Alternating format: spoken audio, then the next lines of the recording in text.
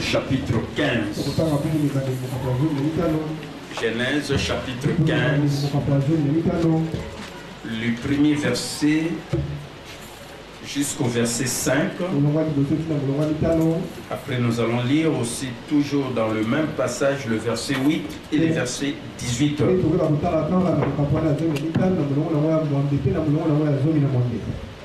Donc Genèse chapitre 15. Le premier verset jusqu'au verset 5, je lis au nom de Jésus. La Bible dit: après ces événements, la parole de l'Éternel fut adressée à Abraham dans une vision et il dit: Abraham, ne crains point, je suis ton bouclier et ta récompense sera très grande.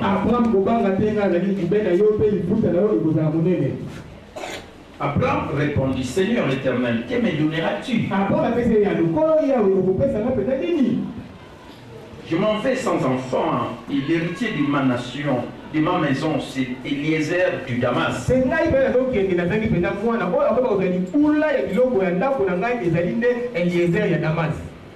Abraham dit: voici, tu ne m'as pas donné de postérité, et celui qui est né dans ma maison sera mon héritier. L'Éternel lui fit adresser ainsi: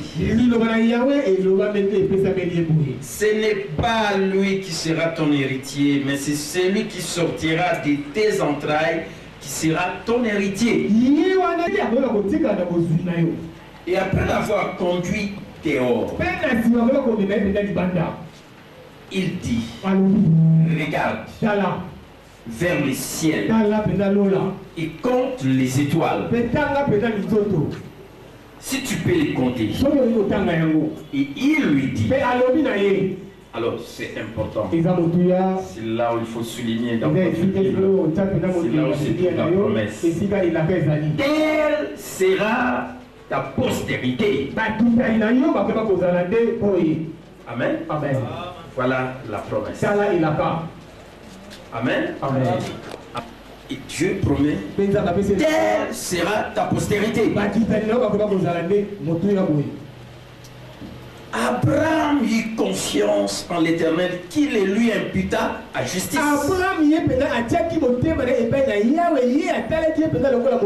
Une autre traduction dit Abraham crut Dieu et cela lui fit imputer à justice. Amen. Amen. Amen. Amen. La Bible dit Abraham répondit, Seigneur éternel, à quoi connaîtrai-je que je les posséderai? Comment quelqu'un s'entretient avec Dieu? Il veut savoir. Il pose des questions. Amen. Verset 18. Verset 18. La Bible dit en ces jours-là, l'Éternel fit alliance avec Abraham. Alliance. Avant c'était promesse. Et maintenant alliance. Et dit, je donne ce pays à ta postérité, depuis les fleuves d'Égypte jusqu'au grand fleuve, au fleuve d'Ephrata.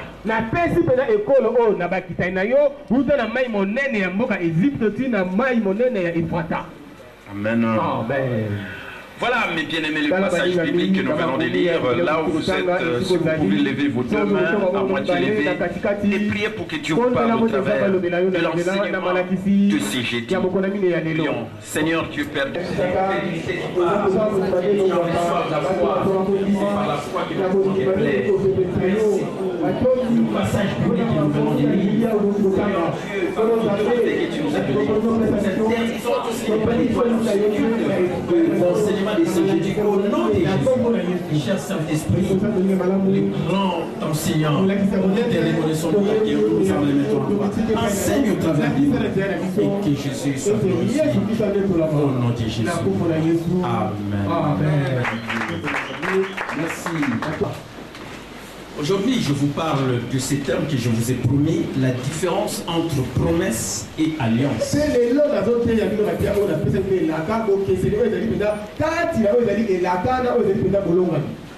Je suis en train de vous donner tous ces enseignements parce que je veux que vous puissiez vraiment saisir ces temps de notre prospérité à tous égards. Amen. Voilà pourquoi il faut chaque fois enseigner pour que les gens restent, que leur pensée soit focalisée sur ce qui nous concerne pour le moment. Amen. Acclamons encore une fois.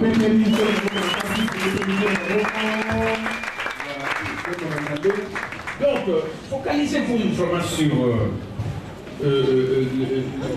ce que je suis en train de parler. C'est important parce que je veux, l'homme est tel que son, le pensée de son âme, comme je l'ai toujours dit chaque fois que je lis le titre de mon message que je vais partager, et vient ensuite la vérité fondamentale.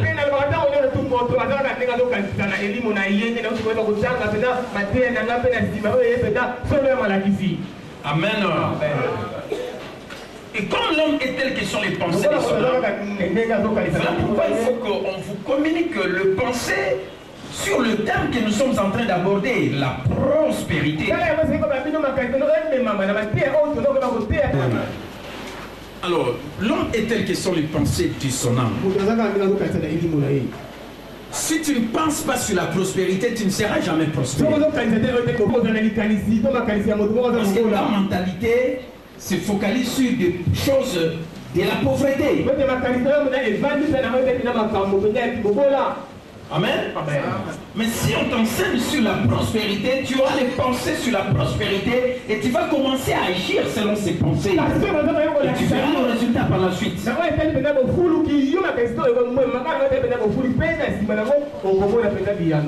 Amen. Amen. Voilà pourquoi je suis en train de vous enseigner ces choses. Vous puissiez vraiment fixer vos pensées sur la prospérité qui est la volonté de Dieu.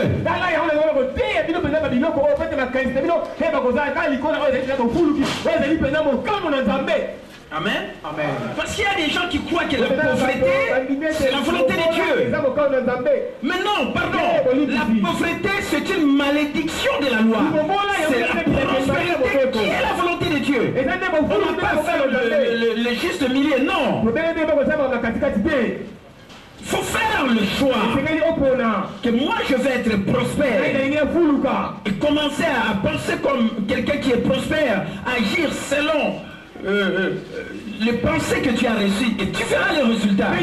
L'évêque David Oyedepo a dit, ce prédicateur qui ne croit pas au message de la prospérité, ce sont des hypocrites. Parce qu'ils ne croient pas à la prospérité, vous les verrez demander des offrandes dans leur église. Pourquoi demander des offrandes? Parce que vous ne croyez pas la prospérité. Amen. Ne demandez pas parce que vous ne croyez pas la prospérité. On ne peut pas prospérer si on ne croit pas. Amen. Parce que nous sommes dans une alliance de la prospérité et qui se caractérise par la grâce des donnés. Alors aujourd'hui, je veux que vous puissiez comprendre la différence entre la promesse et l'alliance. Pour recevoir le réma, la révélation de la vérité de la parole de Dieu. Et vous allez comprendre et commencer à utiliser ce qui vous appartient en Christ et Jésus dans ce domaine de la prospérité. Alors, dans tous les jets, la vérité fondamentale vous donne déjà cette différence.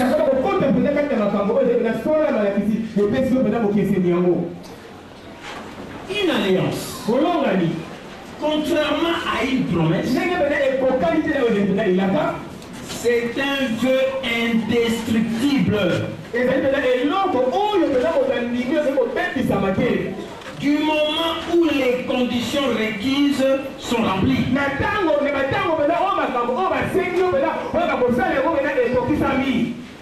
Il y a des conditions requises de vous pour transformer toute promesse en alliance.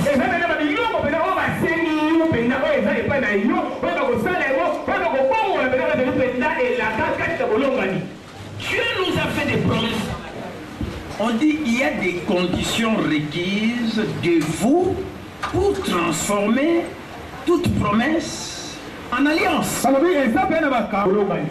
C'est là où se trouve la différence entre les deux. Dieu nous a fait des promesses dans la Bible. Il y en a plus de 8000 promesses.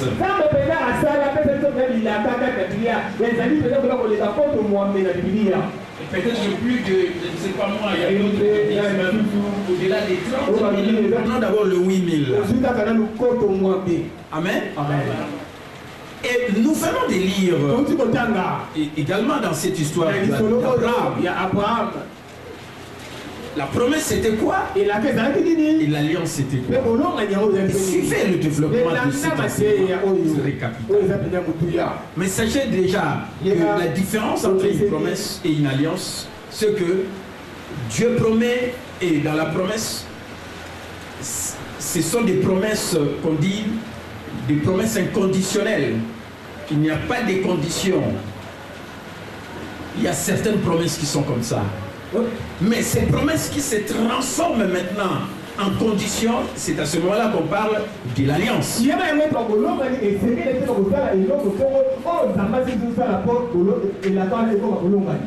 Et quand une alliance se transforme une promesse se transforme en alliance, indestructible.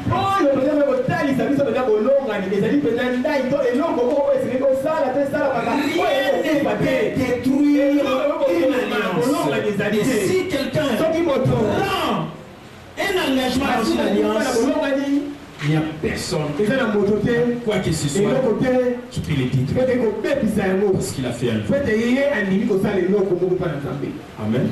Petite histoire d'Abraham, parce que j'ai donné tout un séminaire. Abraham, les tout premiers entrepreneurs, parce que je voulais vous amener à être des PDG de votre propre entreprise, des entrepreneurs. Parce que je crois qu'à l'heure actuelle, la meilleure manière de mener une meilleure vie, c'est de devenir PDG de vos propres affaires. Au lieu de continuer à travailler pour une autre personne, travaillez pour votre propre compte.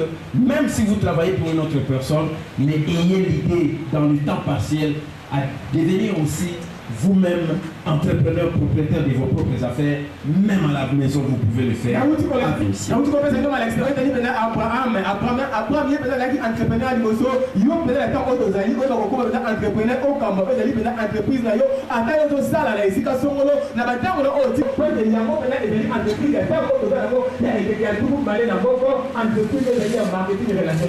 Amen.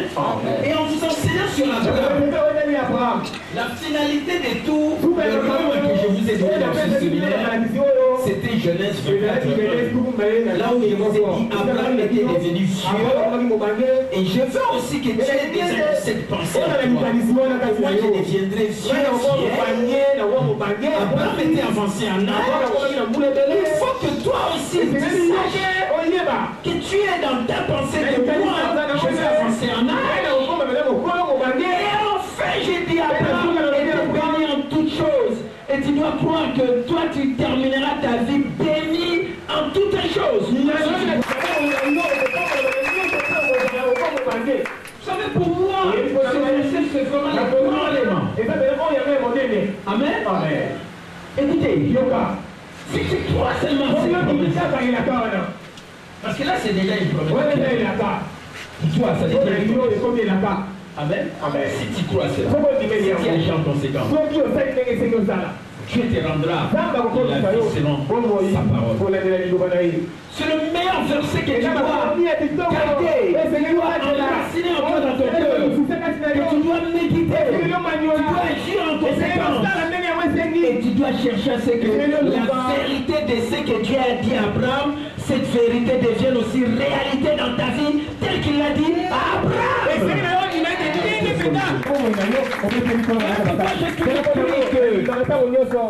Il n'y a que la parole de Dieu qui peut changer la vie de quelqu'un.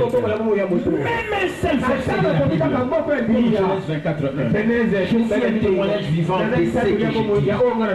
Dieu me rend la vie selon sa parole. Et comme cette parole de Genèse 24:1, quand je le proclame, alors à ce moment-là, je peux défier les diables, les ennemis, pour nous dire, Dieu m'a dit ceci, mais pour toi, ça n'est fini pour toi, parce que Dieu me rendra la vie selon sa parole. Je deviendrai Dieu, avancé en âge, et je serai béni en toutes choses.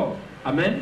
Et comme Dieu veille sur sa parole pour l'accomplir, il n'est pas un homme pour mentir, mais le Fils de l'homme pour se repentir. C'est qu'il a promis, il a la capacité de l'accomplir. Amen. Le développement du bon enseignement, l'histoire d'Abraham. Abraham ne connaissait pas Dieu. Et là, maintenant on dit Abraham, pas Abraham. Parce que Dieu a changé son nom d'Abraham à Abraham. Amen. Mais avant qu'on en arrive là, il s'appelait Abraham. Et suivez, il ne connaissait pas Dieu. Comme beaucoup de gens ne connaissent pas Dieu. Voilà le message qu'il leur faut. Qu'ils sachent aussi qu'Abraham ne connaissait pas Dieu. Il n'avait pas de relation avec Dieu. Comme beaucoup de gens qui ne connaissent pas Dieu n'ont pas de relation aussi avec Dieu.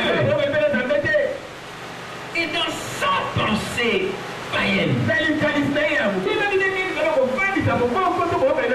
à quelqu'un qui ne connaît pas Dieu, il ne prie pas, mais il ne saura pas comment entrer en contact avec Dieu, entrer en relation avec Dieu. Parce qu'il ne connaît pas. Parce qu'il n'a pas encore cru en Dieu. Il n'a pas encore accepté Jésus comme Seigneur. Il ne sait pas comment on entre en relation avec Dieu. Soit par la prière, soit en lisant la parole. Amen.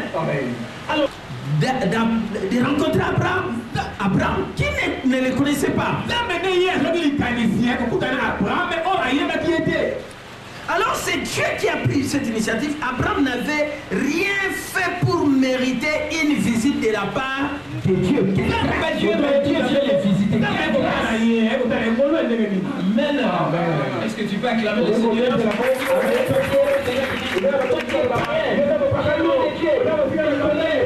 Mais Dieu peut les visiter dans sa souveraineté. Amen. Il n'avait rien fait pour invoquer la présence de Dieu comme un chrétien. Tu peux être là pour dire, j'invoque la présence de Dieu. Dieu vient dans ma présence. Mais non, lui est un païen qui ne connaissait pas Dieu. Mais Dieu l'a visité.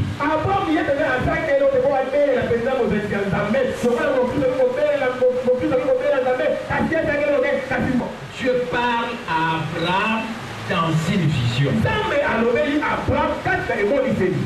Gloire à Dieu. Un païen qui ne connaît pas Dieu. Dieu lui parlait dans une vision. Amen. Voilà pourquoi il ne faut pas accuser les gens qui ne connaissent pas Dieu. Il leur parlait par une vision. Amen. Écoutez dans cette vision, c'est après ces événements, la parole de l'Éternel fit adresser à Abraham dans une vision et il dit Abraham, puis ça continue. Abraham, et après l'avoir conduit dehors, Dieu lui a parlé dans une vision. Il commence maintenant à lui montrer à la fin de la chose. Et à la fin de cette vision, qu'est-ce que Dieu fait? Dieu les conduit dehors. C'est comme si nous sommes ici. Si tu regardes, seulement ce que tu vois. Tu ne verras pas là aussi. Dieu l'a conduit en dehors de la porte de l'église. Parce qu'il peut voir. Amen. Dans le ciel. Et compte les étoiles. Si tu peux les compter. Amen. Et il lui dit, telle sera ta postérité. Amen. Quand Dieu l'a conduit, après lui avoir montré les choses, il le fait de sortir dehors. Il dit regarde et compte les étoiles. Après Dieu, telle sera ta postérité. C'est-à-dire que Dieu lui a fait une promesse. Quand on dit postérité, ça veut dire que les enfants de tes enfants, c'est-à-dire ton réseau. Amen. Alors que lui, il était seul. Pas d'enfant. Mais Dieu lui fait la promesse de la postérité. J'aimerais que tu puisses comprendre quand tu écoutes la parole de Dieu, que tu comprennes la promesse, c'est quoi? Amen. Dieu lui promet, il dit, c'est moi qui ai ta grande récompense. C'est pour dire en d'autres termes, c'est moi qui suis ta source. Tu dois croire que c'est Dieu qui est ta source. Il va te récompenser en tout. Voilà la promesse. Amen. Telle sera ta postérité. Tu n'as pas d'enfant, mais Dieu te promet. Tu n'as rien, mais Dieu te fait la promesse. Amen. Dieu a fait de lui le père de nombreuses nations. Parce que c'est ce qui a été écrit quand il est apparu dans la vie. Tu deviens le père de nombreuses nations. Je crois que même toi, quand Dieu t'apparaît, tu seras étonné. Comment je deviens le père de nombreuses nations? Amen. Dieu lui donne également la richesse et la prospérité. Des nations, papa, des nombreuses nations, la richesse et la prospérité. Alors qu'il n'est pas encore prospère, alors qu'il n'est pas encore riche, mais Dieu promet. Il faut croire à la promesse de Dieu dans ta vie. Si tu veux le voir s'accomplir à ta vie. Amen. Abraham réagit comme de nombreuses personnes le feraient comme toi aussi. Tu peux le faire. Abraham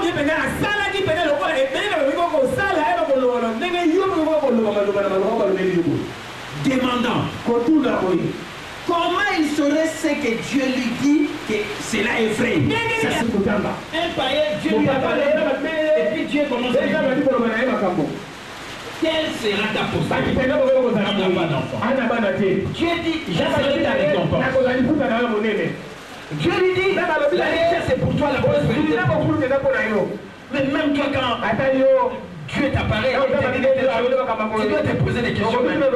Comment ça? C'est la même réaction qu'avait Abraham. Amen. Il s'est dit, mais comment moi je saurais que ce que Dieu m'a dit est vrai? Comment je saurais cela? C'est alors, suivez très bien. La promesse a d'abord été donnée. Mais comme Abraham, comment ça se posait la question? Mais comment tout ce que Dieu m'a dit va se vérifier? Cela peut être vrai. Amen. Toi aussi tu peux réagir de la même manière. Amen. Ça une alliance avec lui dans le verset 18.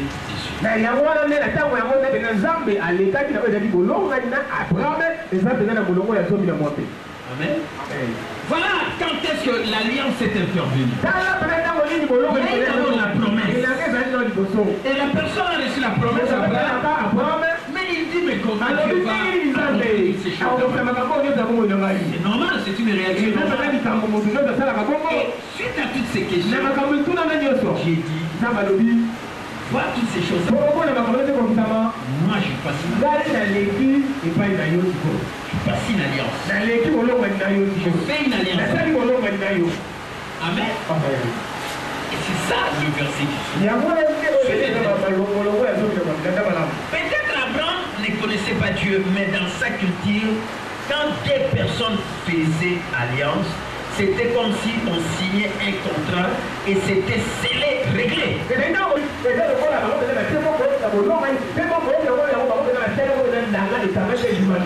si les païens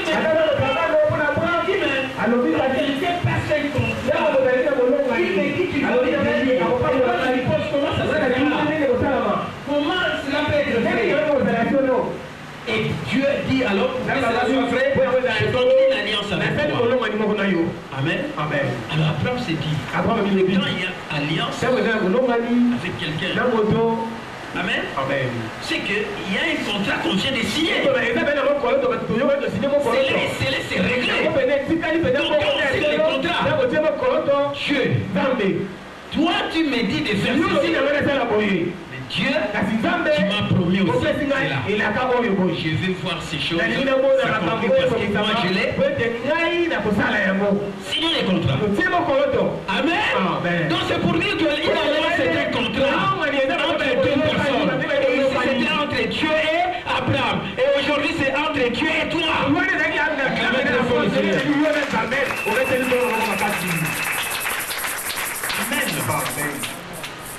Écoutez, quel était le but de Dieu pour cette rencontre-là avec Abraham?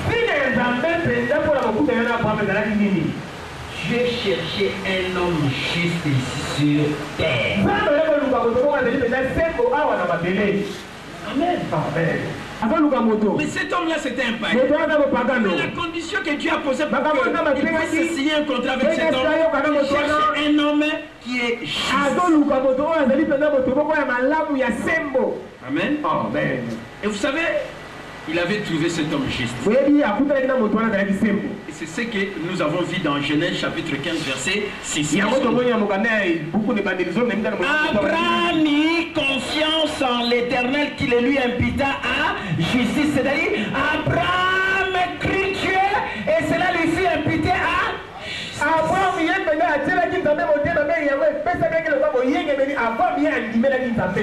Amen. Les plans de rachat étaient en route et Abraham devait juste car il prie.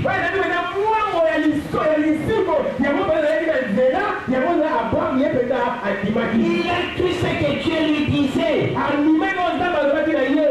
Et puis Abraham et Dieu conclurent une alliance afin de démontrer que la parole était vraie.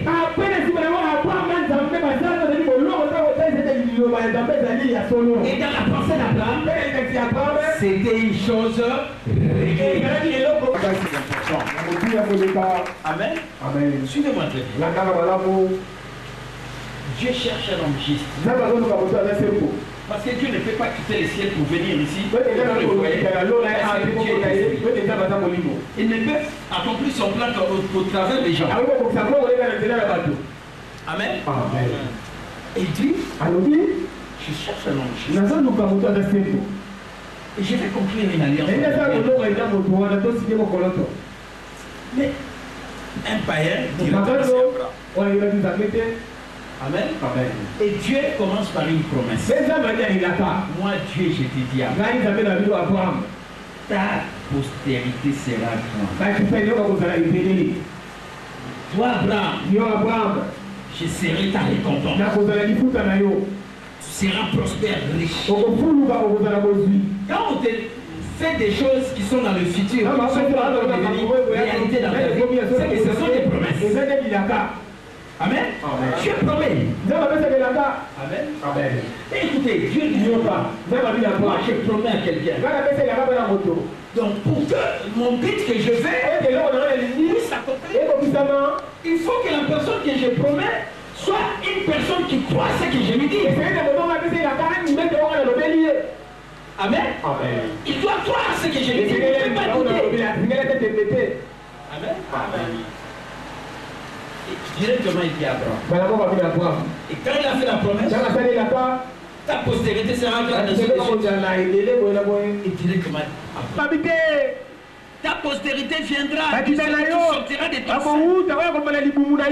Amen.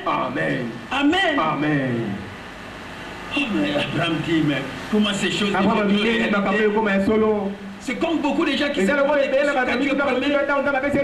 veulent accepter les choses de Dieu dans leur intelligence humaine. Crois tout simplement. Crois, il te sera fait. Amen. Tout est possible à celui qui croit seulement. Et après avoir posé toutes ces questions, moi je sais ta postérité c'est moi. Je puisse conclure un contrat avec toi. Amen. Alors, conclure le contrat. Avant de conclure le contrat, il faut que cela soit avec quelqu'un qui a cru à ce que moi je lui ai dit.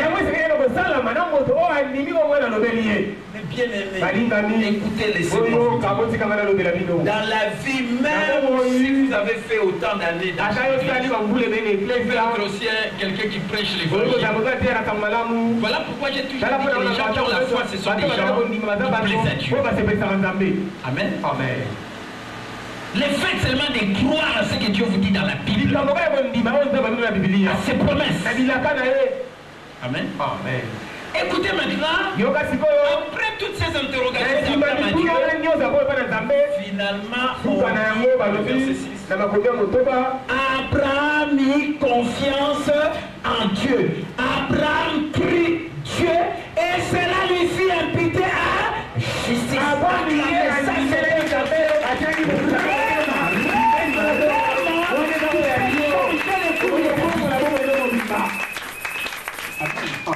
Si tu fais que le cours de ta vie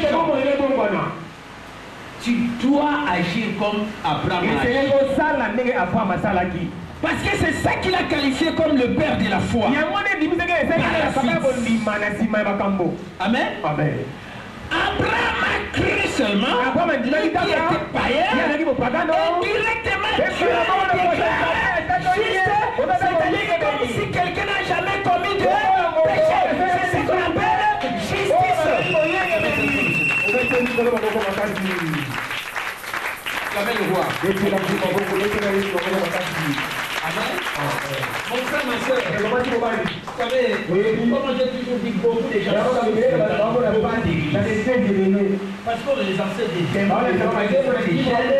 gens comme ça. Mais ces gens ne connaissent pas. Ils sont la justice de Dieu. Les jours, ils comprendront qu'ils sont la justice de Dieu. Ils vont commencer à régner en roi dans la vie par lui seul, Jésus-Christ. Et ils vont commencer à juger de leur joie et privilèges en Jésus-Christ.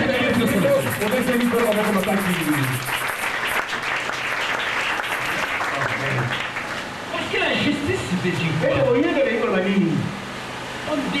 pas juste par ses mérites, par sa sainteté, par sa sanctification, par sa manière de vivre.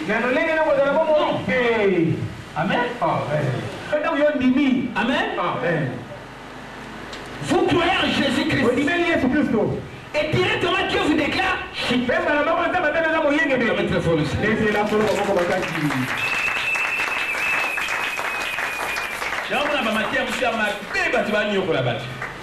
Mtaliko yamba Yesu ba meme délivrance à 7 jours. Yamba ba masumu na yo, le ba makamu.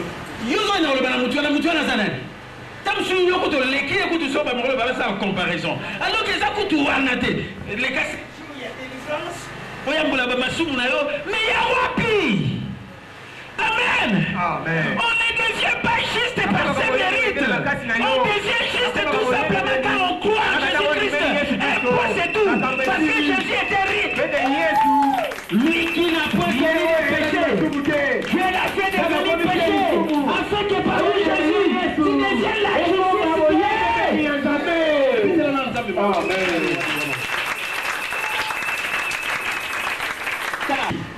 Bato ba ebi Bible était ba pengo ba orgueil ba bengo nyo surtout ba nyo benga po ba yuma baza ba ignorant parce que celui qui devient juste c'est Dieu. Il a le droit de dire comme je suis la justice de Dieu. Ce n'est pas par mes mérites. J'ai le droit d'être bien dans ma vie. Naza le droit dans la capia, na bonne santé, pour conduire son pied. On a le droit dans la pierre parce qu'on a justice là. On a le droit donc à ma piloter parce qu'on a justice là.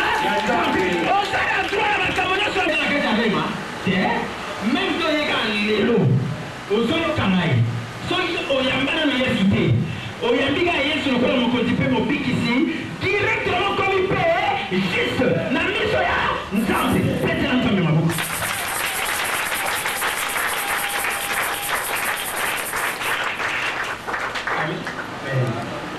Ça c'est une promesse. C'est ce qu'on appelle la promesse inconditionnelle. Il n'y a pas de condition. Les gars nous délivrance à 7 jours. Matin à ma paix, je n'y ai pas battu. N'a pas prédicateur, il faut gagner tout là.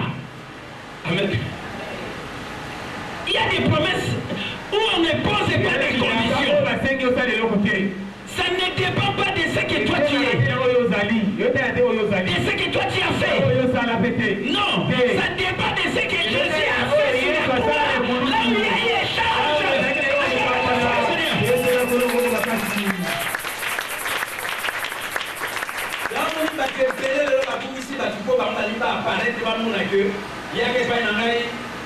Délivrance c'est pourquoi moi je justice en temps pesate. Pourquoi les justice comment justice? Tu ne seras pas juste aujourd'hui. Aujourd'hui c'est que tu étais hier. Tu ne le seras pas plus le mec qui était aujourd'hui. C'est lui qui a fait 80 ans dans la vie chrétienne n'est pas plus juste que toi. Mais jamais très fort, c'est les choses qui inconditionnel. Et dans la condition, mon père est à ma soumou, ceux qui me plaisent, c'est ça mon frère à ma soumou, ma belle collègue. Ceux qui ont joué à ma terre, ceux qui ont joué. Ceux qui ont vu dans le yamba et souté, belle là comme on a Jésus, si tu confesses de ta propre si tu crois dans ton Dieu, Jésus dans le monde, tu seras sauvé. Quiconque invoquera le nom du Seigneur sera sauvé. Ceux qui appellent les gars comme Jésus Christ, andimi Yesu comme mon continue au Bixinae, malamboko pas commis, juste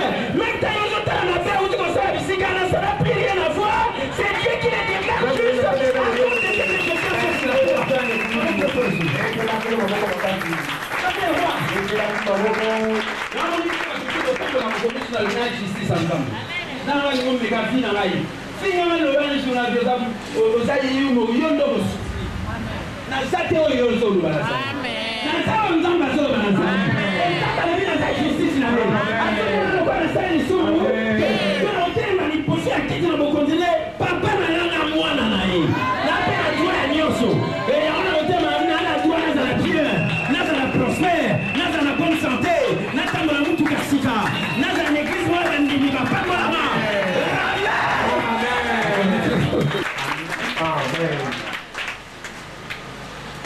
Abraham, un païen, il a crié et Dieu les déclare.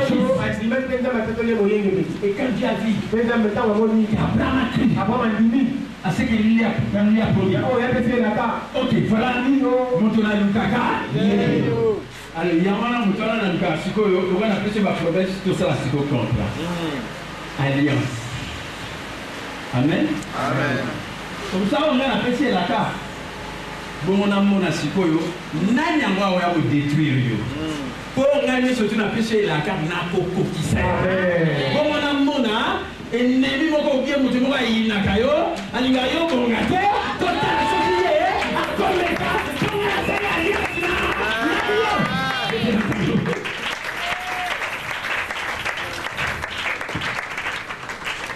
Et pas y a le commis inlocable. Au commis motobo comme motabo pour moi les susciter. Frère, si tu entres dans une alliance. Amen. Amen. Tu vas commencer déjà à dire. Déjà dans ma promesse, déjà, on a passé précieux ma promesse, on l'a déjà. N'est-ce qui 21 15 Satan ne peut pas me faire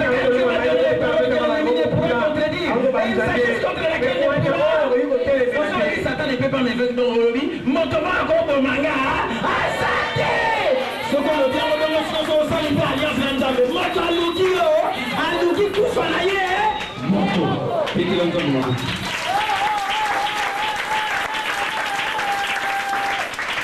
Parce qu'une alliance, c'est un fait indestructible. Non, pas Abraham, il est comme ça en Algérie, il y a 100 jours, il y a 21 jours, il y a 7 jours. À quel il va délivrer Andimi Kaka. On a pas pessier la car. Il y a personne qui m'a la promesse en Zambé. On commet justice en Zambé.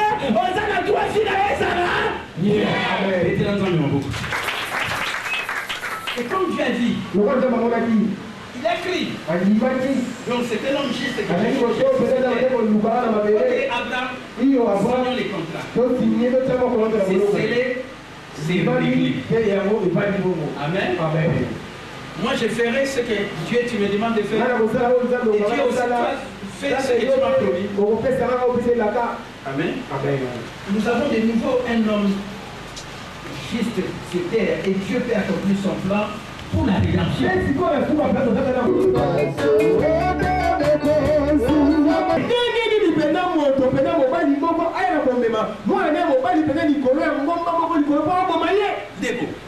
Nzamba alobaki na Abraham postérité na yo mazalaki na mwana te alobaki kanisi Eleazar azalaki kozala na ndambo na ye nde wana nde héritier Nzamba alobi te oyo akouta na libumu na yo et tomoni naza na histoire te ndenge nini Abraham abotaki. C'est pourquoi nous devons se dire que nous avons voté par la Amen. Parce que nous avons la promesse à Nzambe, yeba yango Nzamba koko sa promesse na ye.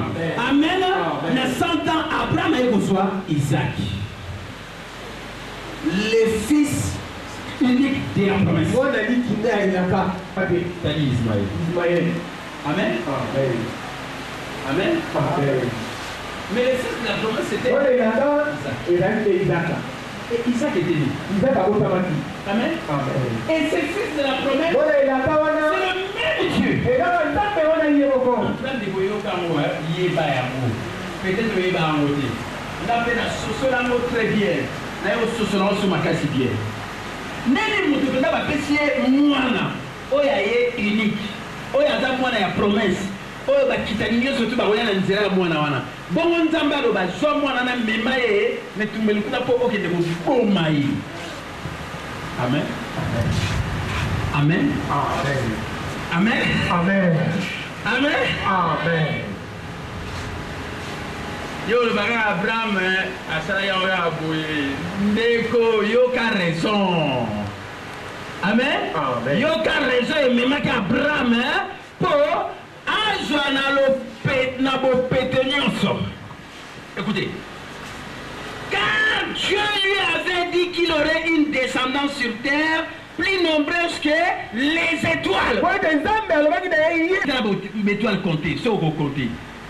Et nous compter on ndenge descendance nos postérité na yo et kozala. Dieu a fait la promesse. Ça m'appelle que la cas.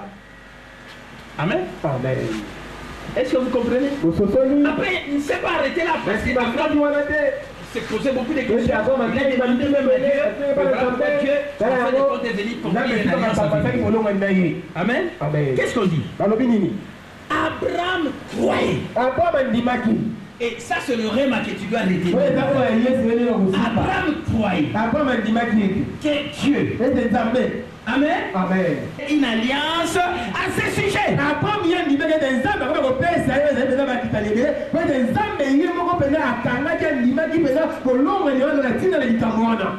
Il avait pris conscience que si Dieu lui demandait de tuer son fils, alors,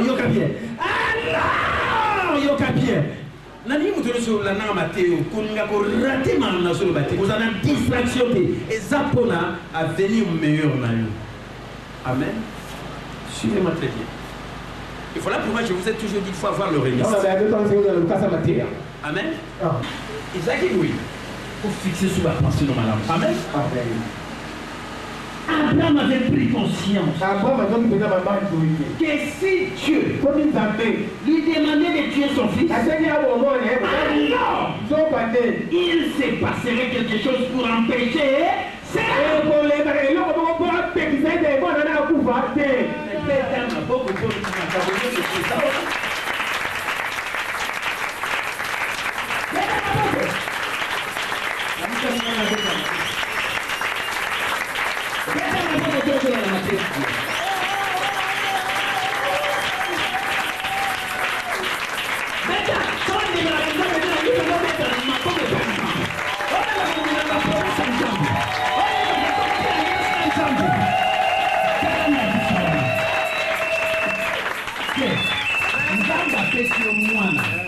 kaka moko na ya promesse pas le but postérité na yo et quoi na nzela mwana wana.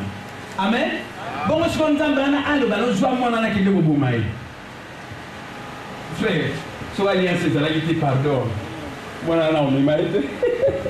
Amen. Amen. Mais le coup la yeba que si to signé qui contrat na nzambe oya pese la kako kokisate ngaku nazawa na te nakozwaka mwana na pona sina ndima moto sa ko andimela nzamba ko kotina ka ko ndimela nzamba na nzamba nyoso nzamba ko lobana ye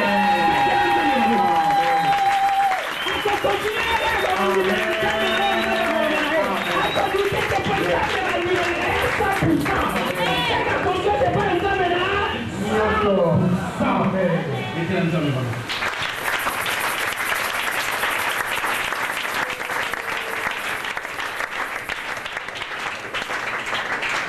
Des délais, oui, dans l'église, vous avez un mois de suivre moi dans qui m'église.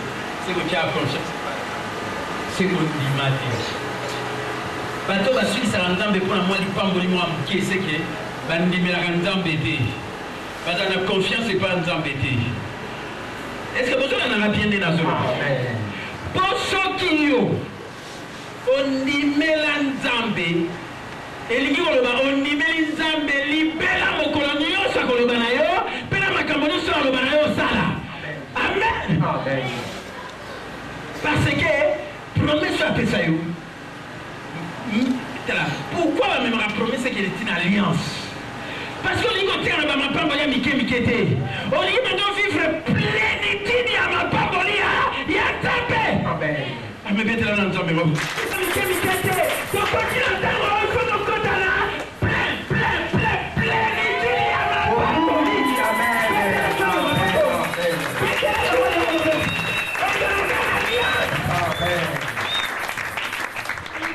Amen.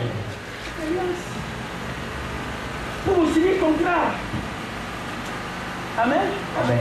Et na contrat na tia na siro nzamba ko viola kota mokolo moko te posa lo bango. Amen. Mais ce que bébé, le bébé va côté na. Mais kota nzambe pardon na zolo banayo, na zolo banayo, na zolo banayo, a ko viola kota mokolo moko. Betela nzambe maboko pe nzamba sa le place. Amen. Pour la cara katanya. Au respect ya wangu.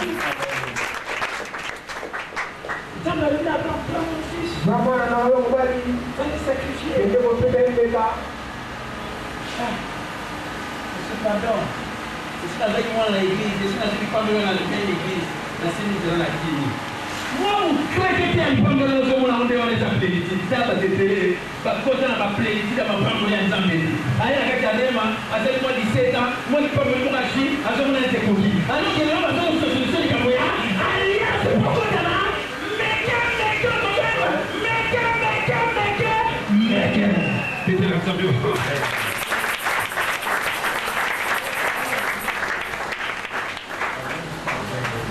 La première chose importante,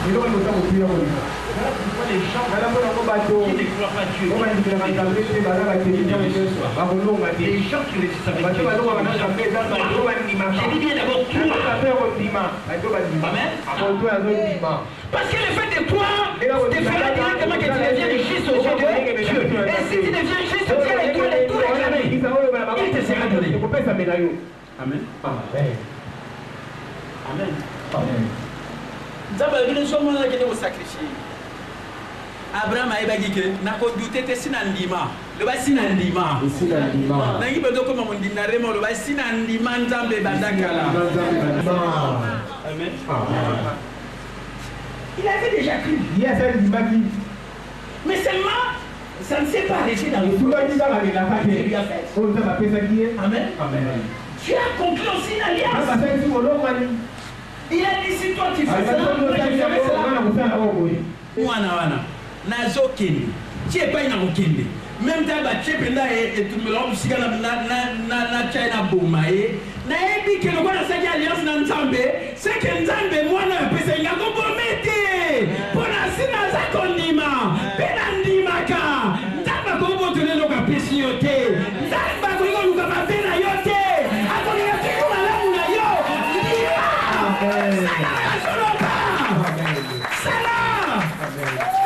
Pourquoi? Et vous en avez dit, l'imam pour son alliance. À ça, il a dit que Nzamba Bosala est loko moko.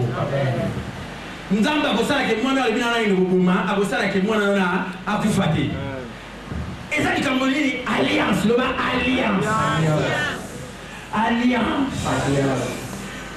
L'imam qui est au Nzamba Bosala la carte. Et vous savez, Magali Kouloya, c'est un exemple de Mamou. C'est un exemple de Mamou. C'est un exemple de Mamou.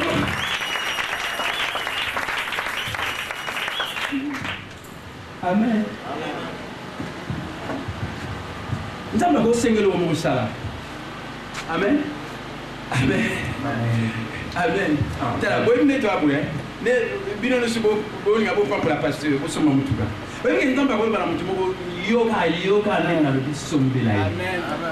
Yo. Amen. Yo. C'est comme toi, là, ngai ndenge, mais na beaucoup ya Nzambe. Pardon. Ceux qui ont dit ma promesse Nzambe. Ceux qui ont côté en alliance Nzambe. Sala yango. Okomona mukoyo pesa mutuka okamwa, yo mo mi balé ba elio. Tande ko za solo ba ni ka alliance.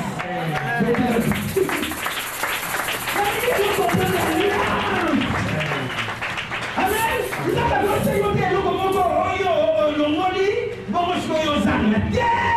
alliance à Coco qui s'accorde et le Coco qu'on les capte là au petit. Vous allez faire ma camarade même dans des ans avec ce qui sont à cause d'alliance. Parce que nous allons la crise nous avons eu. Nous avons signé un contrat. Amen. Voilà comment Abraham du fait qu'il a crié. Il n'est tout à point par la crédibilité constituée dans la promesse de Dieu. Il fut fortifié par la foi, rendant grâce à Dieu, étant pleinement convaincu que ce que Dieu a promis, il a la capacité de baisser la casa dans ma coquille. C'est un souvenir de sa bêche promesse. Il a dit, oh, la bêche promesse, dans ma coquille, il y a ton coquille, c'est promesse. Amen.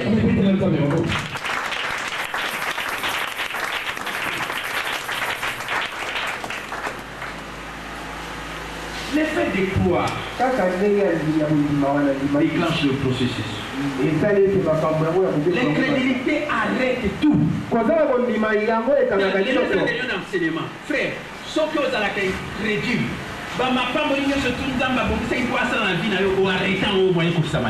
évitez d'être incrédule.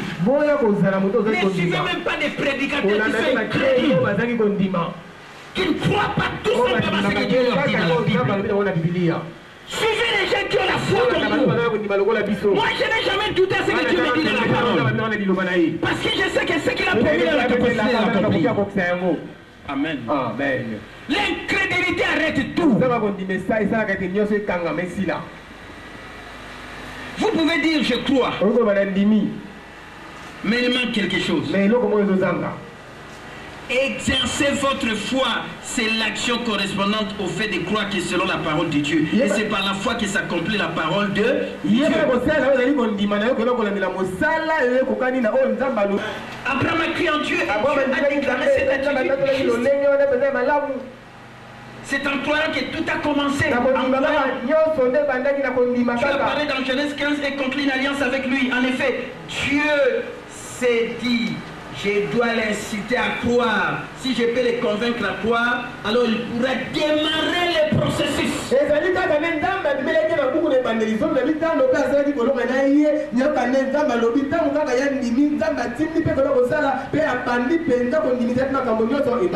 Afin qu'Abraham devienne le père de la foi, son action devait se conformer à ce qu'il croyait. D'où les voyages au pays de Morija pour sacrifier son fils. Abraham a d'abord obéi à Dieu en quittant les domaines. Ça, c'est un autre point. Acclamez d'abord le Seigneur. Na péché au bouquet, c'est entre promesse et alliance. Promesse que nous avons besoin de la vie. Nous avons besoin de la vie.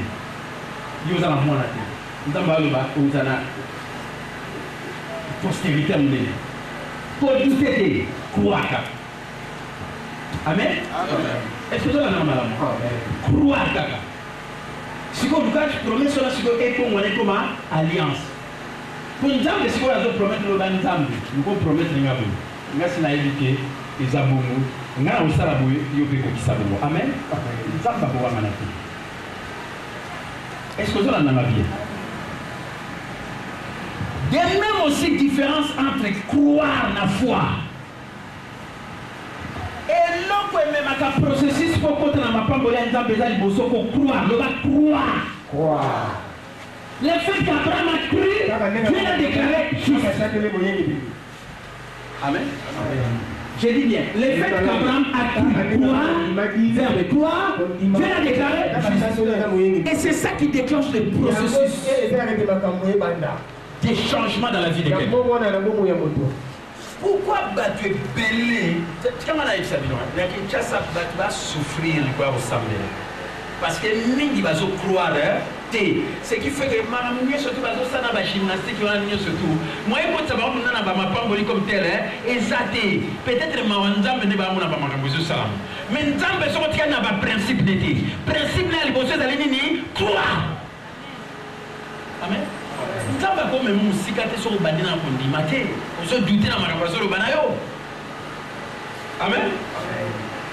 Abraham paye andimi na mbona nzamba déclaré juste. Oui, ça m'a sauvé au salaba ma bionu surtout sala. Yo elo ne ko sa pena yo va déclarer au juste. Na ba ba kondima yo ta mukolo mokote. Mais nzamba ndimi yo mbala moko. Ozo ba te bokeseli. Parce que le fait que vous croire, nous avons vu comme juste. Mais quand vous avez dit, puisque vous dit, mettez, bah ma boue à ça là. Il n'y a pas comme ça juste. Bah dit, ma gagne pas gâté, bah qu'on dit maté, mais bah l'ingate, nous avons ça dit à déclarer juste parce qu'on dit mi caca. Mais il y a un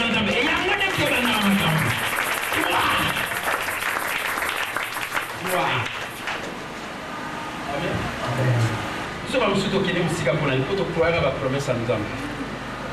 Amen. Vous savez bien. Tu croire à la promesse à nous. Nous avons bien en vous, Nangim.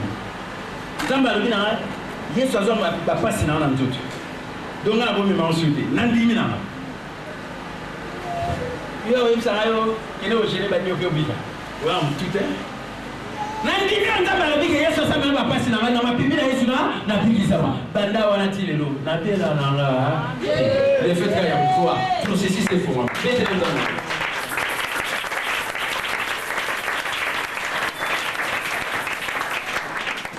Alors, pour questionner entre quoi et la foi? La Bible dit la foi sans les œuvres et la foi sans les actions correspondantes est morte. Amen. Tu peux croire beaucoup de choses, mais rien n'arrivera si tu n'as pas la foi. Parce que la foi, c'est la mise en action. Est-ce que vous comprenez? Je vais répéter, la foi c'est la mise en action. Mise en action, Dieu est en train maintenant de faire preuve de ta foi à toi. Et de faire selon ta foi.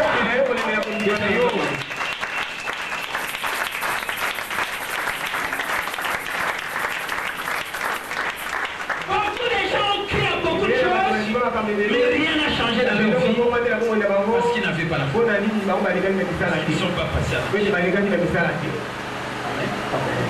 Si on dame de Alvin Abraham, Gaï, postérité, nous avons dit. Abraham a dit, nous avons pas commencé.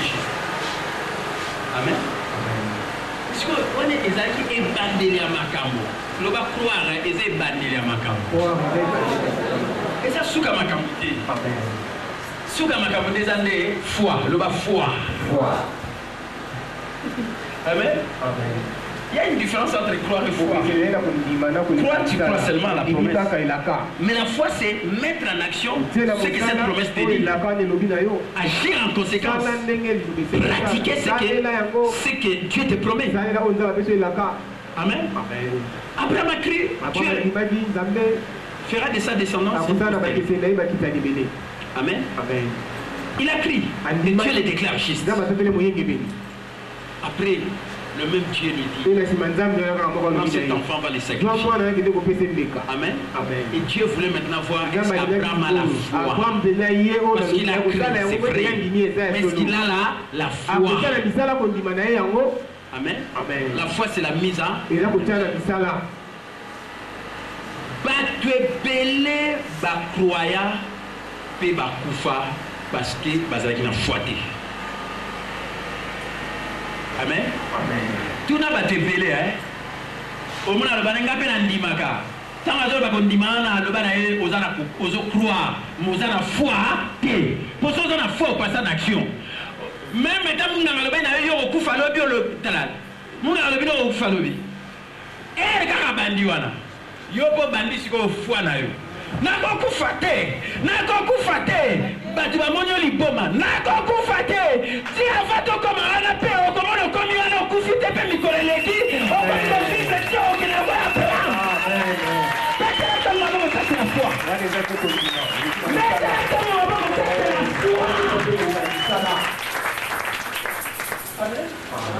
Mais ça on dit bien, ça va le dire. Abraham a kedai fimulai, wana croire. Mais si on a la foi, tu agis, ça a conséquence de négo. Promesse, c'est une promesse, mais au moins, il faut qu'il s'amène à la vie parce que tu n'as pas agi selon ta foi. Qu'il te soit fait selon. Tout est possible. Mais qu'il te soit fait selon ta foi. Et ça, je me dis, il y a un capitaine Mbombi. Et comme ça, je me dis,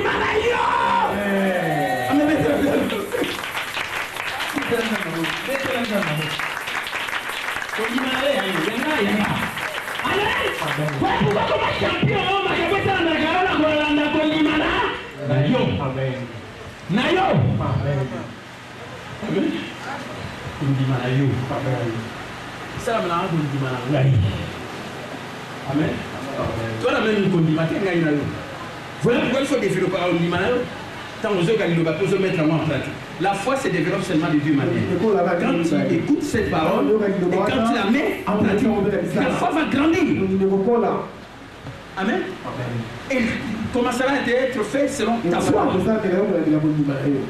Est-ce que tu as compris? De le quoi Abraham a dit Maki. Mais là, il fallait que Abraham a la foi. Dans ce moment-là, il faut sacrifier. Il faut mettre en place pour demander en action. Si il faut sacrifier, à démontrer que la foi sans les œuvres est morte. La foi sans les actions correspondantes est morte. La foi est accompagnée toujours par des actions correspondantes. Amen.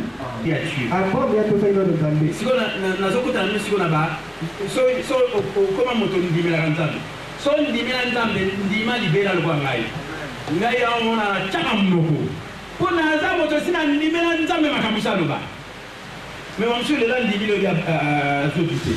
Gana ndimela pe na ndima ko nzamba aluba. O pesa ba rema. O eza ba lokutate. Amen. Comme so ndima ke o ba délivrer. Na matia ma pe mu takotier. O mutu ma nzamba mon sera le bila yo pe ndimi oui. Yende mutu nzamba le bila c'est le bilo. So le bilo te ko ndima o te kumbusa yango. So ils appellent conforme la Bible. Amen. Ça c'est la vérité. En quittant les domaines du connu, en acceptant d'entrer dans les domaines de l'inconnu. Ça va calculer. Oh, comment va-t-il? Nzamba monisa yingai. Do batambola nzamba monisa yingai. Vous savez la Bible. Amen. Soit le bien au coup faté, dans le coup faté. Dans le quand même la Bible, noir sur blanc. Non pas dans la Bible, il y a un coup faté, aux hommes d'Imam. Mais non. Amen. Abraham a quitté les domaines du connu pour aller dans le domaine de l'inconnu. Le moins en Bogo Yozali, et pas à qui on a, qui est dans Bogo Yozali, au moins on a qui ça y Cana. Amen. Alors on n'est pas à Yébani. Alors qu'il n'est pas une humanité. Est-ce qu'on doit en arriver? À toi aussi. Pour toi, c'est les vies. Tu es. Abraham a vu la promesse de Dieu. Alors qu'il contemplait les étoiles. Donc les étoiles a dit Dieu à Abraham, il sera ta postérité. Portez l'étoile. Dis-moi là, tu as l'étoile.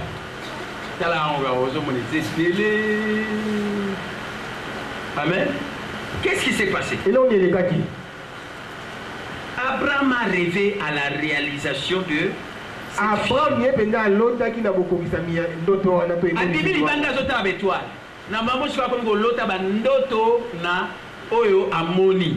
vision étoile ou un ensemble de postérité dans les alcool là étoile à comme qu'on rêve si qu'on oye à mon vision. Amen. Étoile du ciel. Na ko ba ko tala kaka o ezali pena minzoto na lola. Buto mo bimba wa ndeza boya adimira na libanda azotala azomona vision azotala namba mo si comme qu'on rêve étoile et bello na azotala. Amen. Amen. Qu'est-ce qui s'est passé?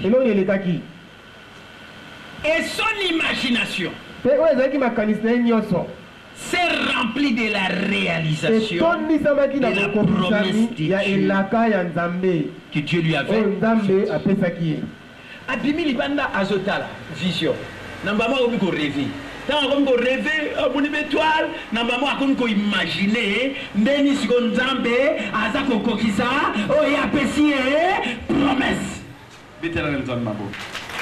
Vision, rêver. Amen. Et imaginez la réalisation de la promesse. Il n'allait pas seulement avoir un fils dans la rêver. La réalisation de la promesse. Amen. Mais sa postérité allait être aussi nombreuse que les étoiles du lit.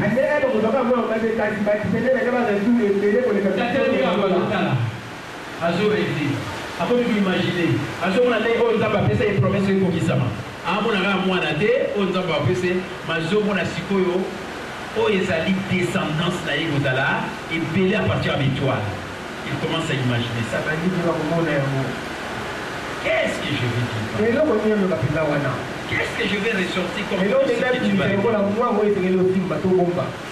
Abraham a dû incuber cette promesse dans son cœur pendant 25 ans avant qu'elle ne la transforme en réalité, mais il avait commencé à apprendre le langage du Saint-Esprit, c'est-à-dire Dieu appelle les choses qui ne sont point comme si elles étaient. Abraham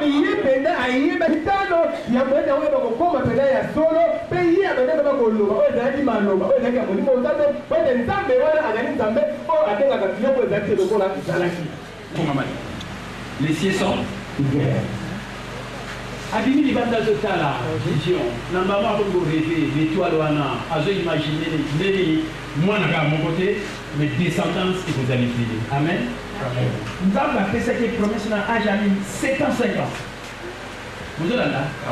Donc il faut aller sur la vie à incuber sikoyo, à incuber, c'est-à-dire à juizer. Amen. Amen. Je ne sais pas comment l'ancien a traduit ça.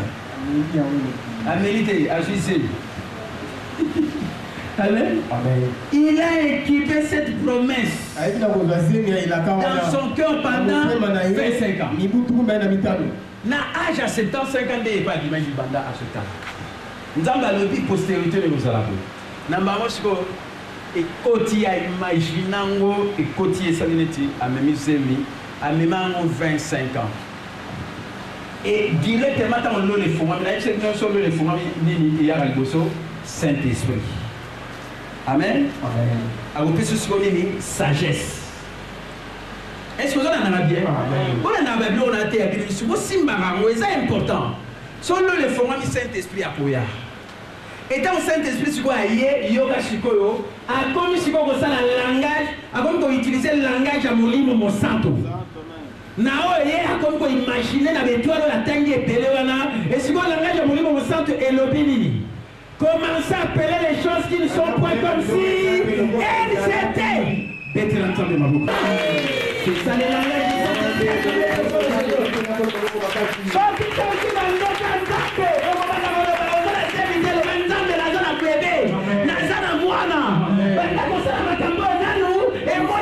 parce que eza langage ya molimo mo langage ya molimo mo sa te zali koloba na babiloko ezali na lutelo kole ozala musala te loba na zala musala ozala mwana te loba na zala mwana ozala frère te loba na zala frère ozala koloba na zala langage sa te ozala koloba na langage ya molimo mo. Est-ce que vous comprenez? Est-ce que vous comprenez? C'est qu'il y a ce langage à Saint-Esprit. Voilà déjà Zémi, on me maquille. Abraham a mis Zémi 25 ans. Dès qu'on a vu qu'on a précédé, on a fait cette promesse à 75 ans, mais à il y a 100 ans, 25 ans après. Est-ce que vous en avez bien? Mais l'essentiel, à ça, même qui s'est mis en promesse en haut, à ça, on a déjà réalisation en peu Kokisama. Mais pour Kokisama, à ça, imaginez qu'il y a déjà la vision, comme il rêve, comme vous imaginez. Mais directement, langage en haut, et pas une dégoût, Zaliwana. Langage en haut, Banda, le Babiloko, et Zala qui était le Kola. Donc, Abraham, je suis perdu une métier. Je suis perdu une métier. Je suis perdu une métier. Je suis perdu une métier. Frère, ceux qui osent promesse en Zambé, au comique le bango colonios, Ndeko, et ça le colosie Zambé avait un alobaraï pour Kokisango, pour monter à la soirée au Kokisase, au Benanzamba sans le Kouta. Mais quand ils sont dans le Kouta, c'est mon colomoto.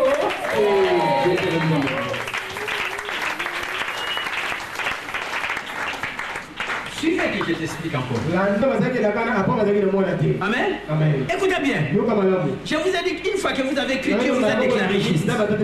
Mais ça, c'est le départ du processus. Mais la fin, c'est la foi. Écoutez, la foi est autant présente. Amen. Amen. Abraham devait croire qu'il était père d'un grand nombre de nations. Et la foi, écoutez maintenant. Si vous avez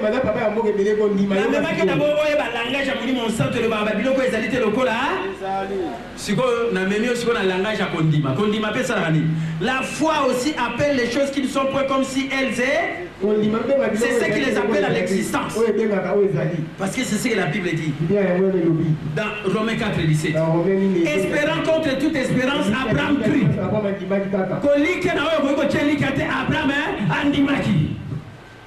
Est-ce que vous avez contre toute espérance? Si on regarde le dit espérance, on peut se le pas une ensemble de la Élie qui a été. Élie qui attendait au moins attendait l'amour, au moins il a monté. C'est ce que ça là. Bah je vais aller au Zamakambu, na espérité, bah ça va aller comme na espérance, bah ça va aller comme na foi. Amen. Espérance c'est ali Elikia. Na zone qui a été le comme na mois de mai, avant boulot ici là, gars il a mouru au Salama. Amen. Et ça Elikia. Et ça réalité, ça irréel. Amen. Amen. Mais si on condime les années, la foi c'est au présent. Le va condime les années. Nous sommes niveau de l'eau que pas y ensemble. Et ça c'est aux autres quand ça n'est pas aux alliés. Aux autres comme si quand même aux autres on n'est aux autres dima. Les lois c'est quoi? Amen. Amen. Faut les avoir la présent. Ils ont la futurité. Et là ils ont la future les espérances. Faut les avoir la réalité. Mais si on fait vous choisissez quoi? Oh, et la réalité, ça musique. Nasuka Mbula, au Kamaki, au Memi, le 31 décembre 2014, au Memi Ango, jeudi, le 15 mai. Et puis, au Bandi Suko, qu'on a qui ça condima, qui commence à faire les choses qui ne sont pas comme si. Libala raison celui de combien pendant le bandam merci pour Libala la de Jésus. Oh le bango lelo kokana motote moto kopesa wako bisama asante ekotana la kamera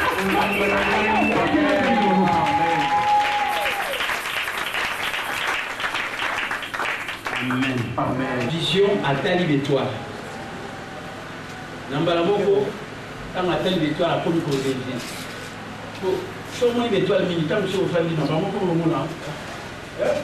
rêver le bas comment rêver l'étoile comment rêver l'étoile dans moment sur le bas ah moi dans mon côté mais postérité dans la ils ont l'étoile on a comment rêver amen mais si on peut copier ça il a fallu que le langage à mon lit c'est très important ce qu'il dit le langage dit Saint-Esprit et le langage de Saint-Esprit c'est quand on est quitté lié dans Balamoko à comme le Babiloko exalité le cola les amis naza papa biko le belé naza papa biko le belé naza papa biko le belé naza papa biko le belé naza papa biko le belé tu commences à dire des choses qui ne sont pas comme si elles étaient ce qu'on a le Babiloko exalité je serai le naza premier millionnaire en famille à Bisso aujourd'hui vous êtes millionnaire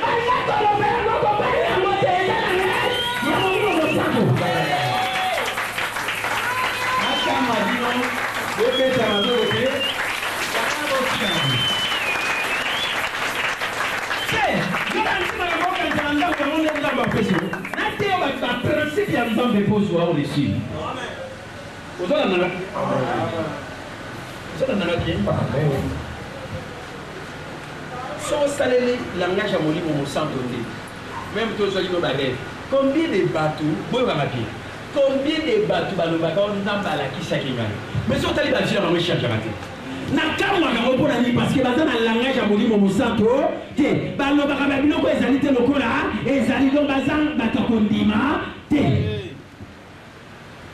vous en avez bien.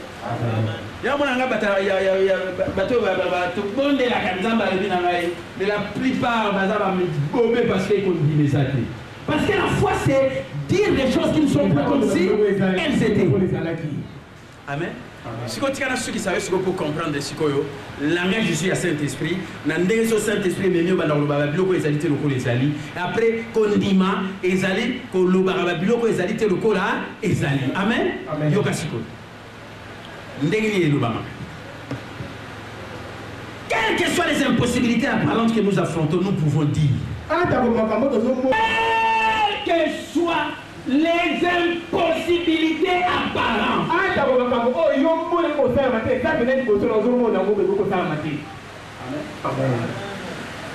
C'est-à-dire que, quand on dit impossibilité, donc, on a sauté, tu vas le bien.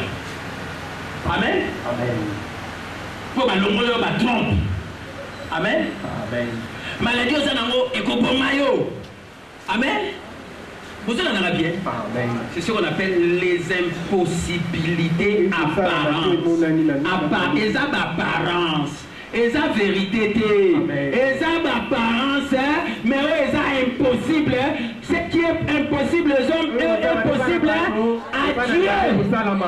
Répétez dans ma bouche. Rien n'est possible à celui qui croit. C'est que les gens disent impossible.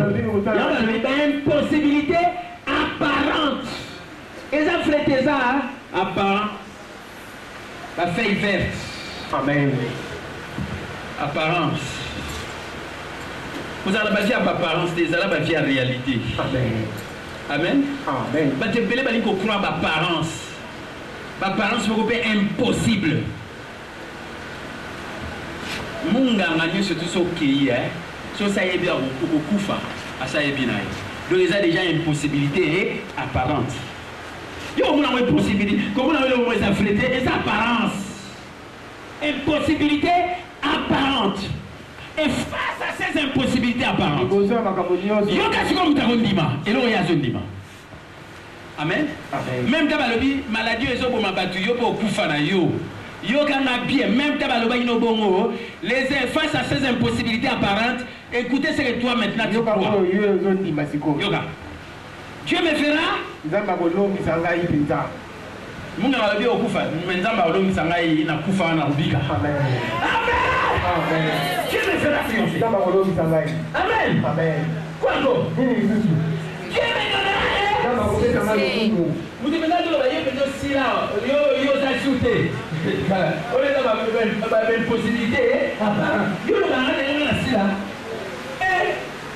avez là. Mais tu as une chose. Dieu me fera. Dieu me fera réussir.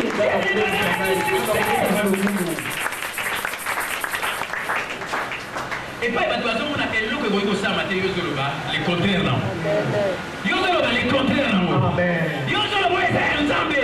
Pour les apparences contradictoires, et ça on peut l'apparence. Mais Dieu, Nzambe, on a dit là. Et ce qu'on a fait, c'est ce qu'on dit, on a quoi agir.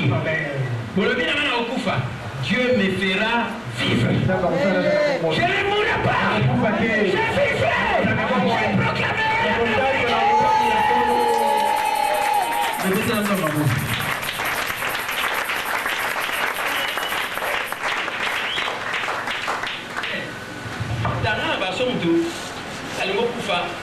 Et l'on est déterminé ça y est. Et ça va te souhaiter ma soeur au monde de la Fonaï. C'est toi-même. Amen. Amen. Et ça y est mon co. Et vous sortez au hôpital pour Balbani. Ah, votre chien se maquillait, t'es ma bonne de la rater, Bandoki. Elle est beaucoup fort. Là-bas, il y a un beaucoup fort. Non, on va venir au hôpital pour là. Je ne mourrai pas, je vivrai. Je proclamerai les merveilles de l'Éternel. C'est la foi.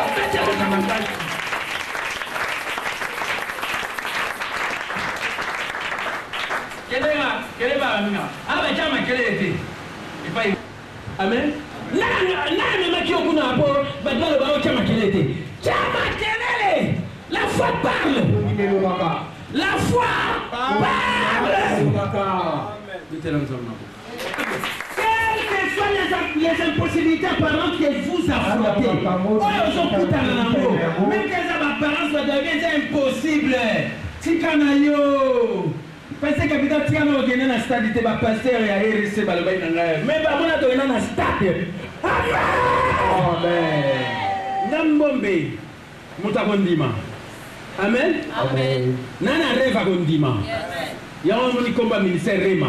Celui qui a le rêve de la foi. Dieu me fera réussir. Dieu me fera triompher. Amen. Les tout-puissants vivent en moi. Il y aura ma déclaration.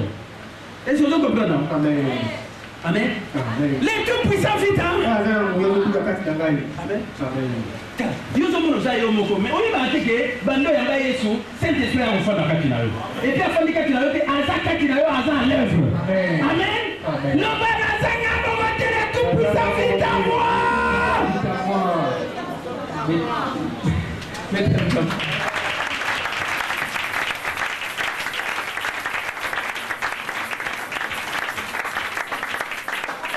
Pourquoi on est à terre vino le loin?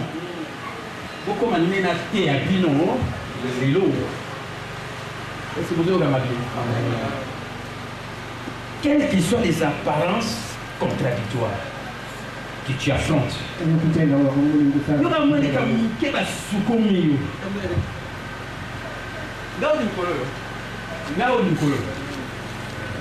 allez l'aimer là. Vous allez monter au manga. Vous allez monter aux d'accord dans la vie. Vous allez monter aux critiques en là. Quelles que soient vos critiques, quelles que soient vos bamatons, quelles que soient vos mbozoloba, Dieu me fera réussir. Dieu me fera triompher.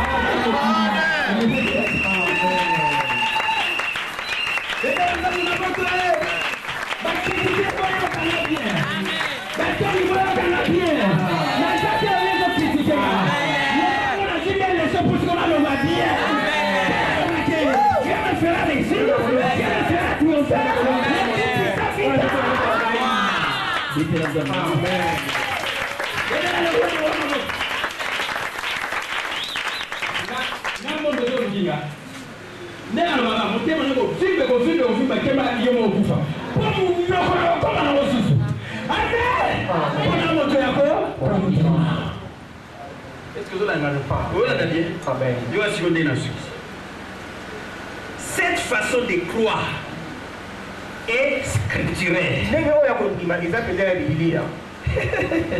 Amen. Amen.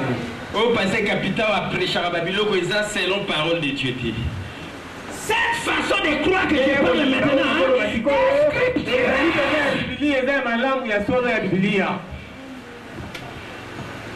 Tu ne prêches pas ce qui est basé sur la parole. C'est parce que toi tu n'as pas la foi. Amen. C'est pourquoi vous êtes comme vous êtes. Vous en avez bien. Amen. Cette façon de croire est scripturelle, est biblique. Quelle est cette façon de croire? Face aux impossibilités apparentes que je suis en train d'affronter, moi j'ai dit, face à cela, Dieu me fera triompher, Dieu me fera réussir, je ne mourrai pas, aucun malheur ne m'arrivera, je serai vainqueur du Seigneur. Et le tout-puissant celui qui est à moi est plus puissant que celui qui est à moi. Je suis pleinement conscient de la présence du Tout-Puissant, celui qui a accompli les choses. Cette façon de croire est scripturelle. Cette façon de croire est scripturelle. Ce qui a fait des capitaux non, c'est cette façon de croire. Amen. Mais il y a bien, c'est biblique. Qu'est-ce que j'ai dit encore? Amen. Amen. Qu'est-ce que j'ai dit encore? C'est le langage de la... Ah, c'est le langage de Saint-Esprit, mais le langage de quoi? Et quel est le langage de la foi? Amen. Amen. Qui permet au Saint-Esprit d'intervenir en bas.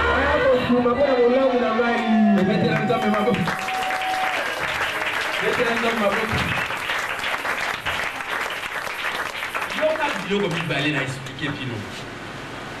Si maman m'a caché dans Réma, et ça va richesse à mon ennemi. Il y a une boisson dans le bino Abraham va venir piment. Tala, l'étoile. Postérité dans l'eau et vous allez la bombe. Tant que vous tala, et sa vision. Pour la vision. Et tant que Zotala, Nambaboko, Oya Zotala, et comme le roi Bandoto Naï, on a victoire, victoire, victoire. Nous avons à mon côté, mais postérité, victoire, on a comment rêver. On a comment rêver. À suivre l'imagination, amen. Imagination, c'est quoi? Saint-Esprit, c'est quoi? Tant voyez ce que a commis qu'on loue à Macambo, ils allaient le cola, et ils allaient. Dans sa papa, picole belé. Dans sa papa, picole belé. Dans sa papa, picole belé. C'est ça le langage dit Saint-Esprit. Appelez les choses qui ne sont point comme si elles étaient.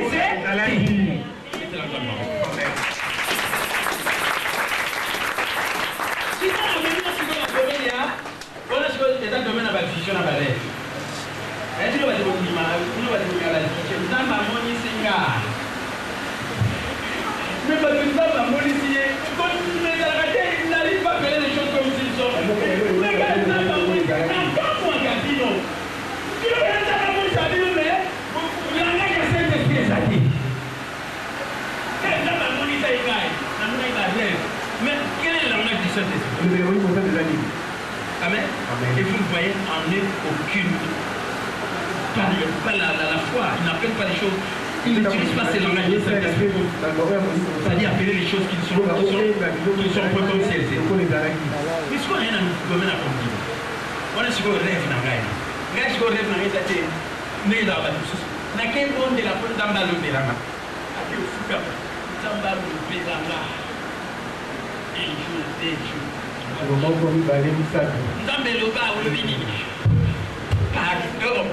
Il s'est dit en haut, dans la salle en haut, mettez l'ensemble maman.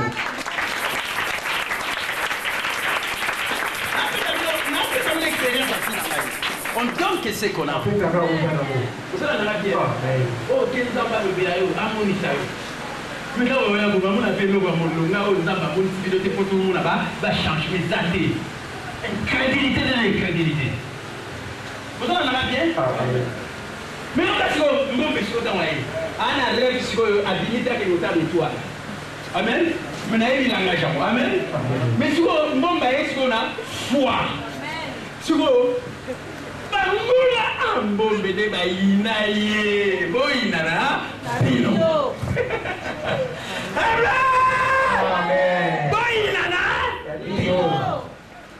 vous avez d'accord, ça va tuer.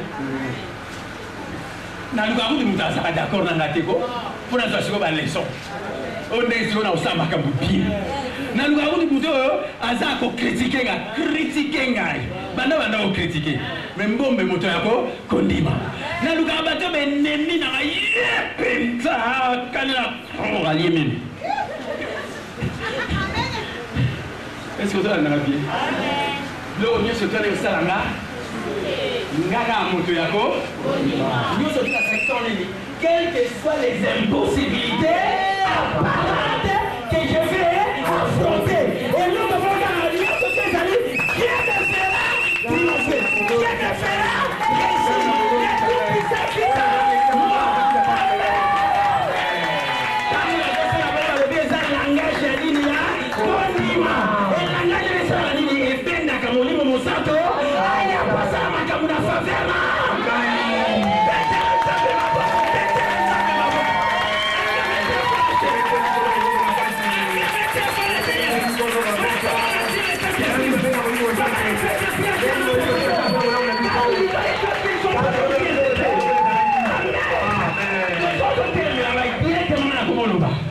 Satan ne peut pas me faire. Dieu m'a donné le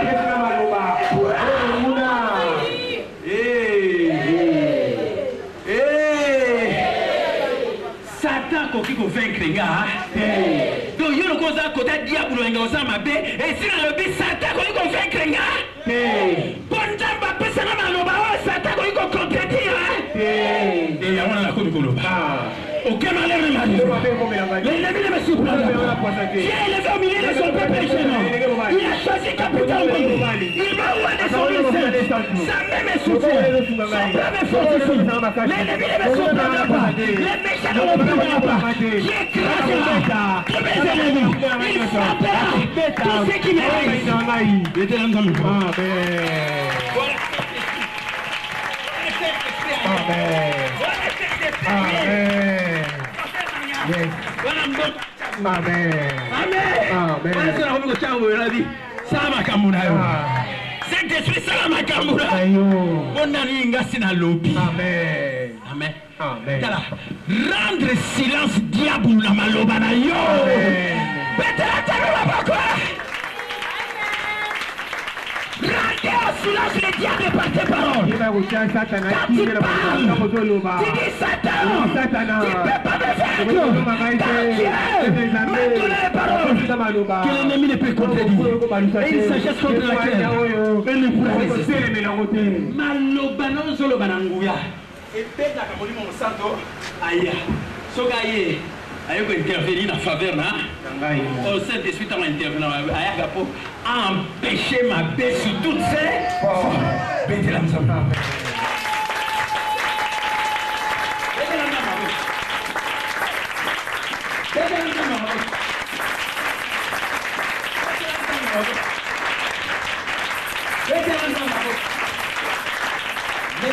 La foi. Tu appelles le Saint-Esprit d'intervenir à ta parole. Tu commences à dire des choses qui sont bonnes, comme si elles étaient. Tu es un esprit millionnaire. Je suis le premier millionnaire de notre famille.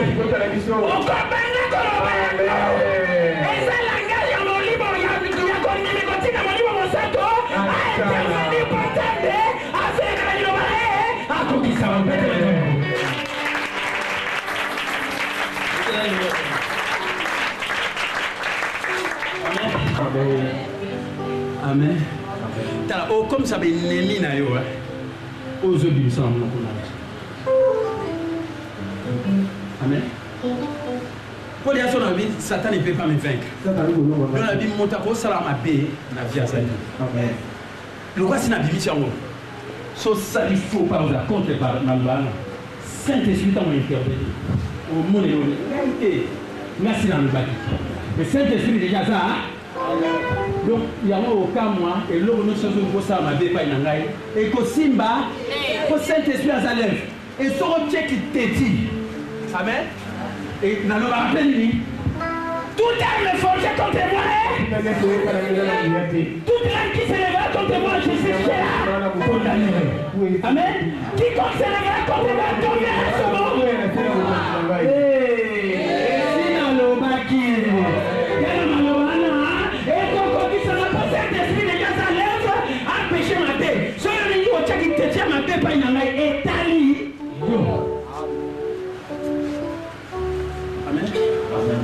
Tu dois prendre la domination sur tes ennemis, sur toute la puissance des ténèbres, parce que tu règnes en roi dans la vie par lui seul. Jésus-Christ est loin de Dieu. Lève-toi. Amen. Amen. Amen. Je voulais que vous puissiez comprendre le langage. Amen. Amen. Quand tu as des rêves, parce que tu as visionné quelque chose, tu vas imaginer sur ça. Tu vas incuber cela. Amen. Amen. Et tu vas commencer à parler le langage du Saint-Esprit. Quel que soit le nombre d'années que cela peut prendre, écoutez, ce que tu as incubé, cela deviendra réel dans ta vie. Parce que c'est le langage du Saint-Esprit. Amen. Qui appelle les choses qui ne sont pas comme si elles étaient. Et si tu as la foi, celui qui a la foi, il ne cherche pas à ce qu'il voit quelque chose. Les gens se vivent par la foi. Amen. Et celui qui marche par la foi, il ne se laisse pas impressionner par ce qu'il voit, par ce qu'il entend, par ce qu'il ressent, mais par ce qu'il croit seulement. Ce qu'il croit, il croit tout simplement. Et quelles que soient les impossibilités apparentes, Dieu me fera réussir, Dieu me fera triompher, Dieu me fera donner des enfants, Dieu me fera voyager, Dieu fera ceci, parce que le Tout-Puissant est en moi. C'est le langage du Saint-Esprit qui commence à dire les choses que je comprends, comme si elles étaient. Et c'est le Saint-Esprit qui va intervenir.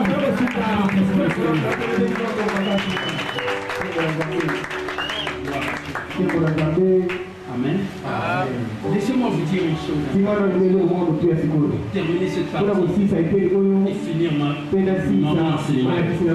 Et là maintenant, je vous dis comment moi je fais. Parce que moi j'ai le rêve de la foi. Amen.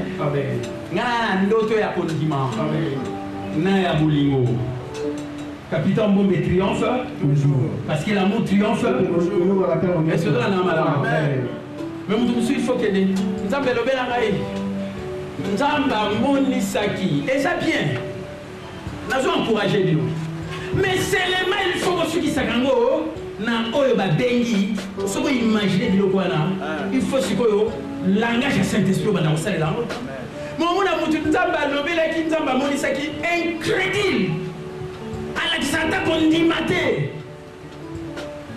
C'est malheureux, c'est pourquoi parce que télé ba mona. Ni yo ko mona na ma pas Nzamba bongo. Fina yo ça ndenge zali. On a l'incrédule. C'est parce que tu n'as pas saisi les langages. Il dit des choses qui ne sont pas comme si elles étaient. Amen. Amen. Mais si tu as la foi, tu ne chercheras pas à aller voir, à aller entendre ce que Dieu m'a dit. Dis-toi seulement ce que Dieu dit là. Amen. Dis-toi seulement et tu commences à parler. Quelles que soient les impossibilités.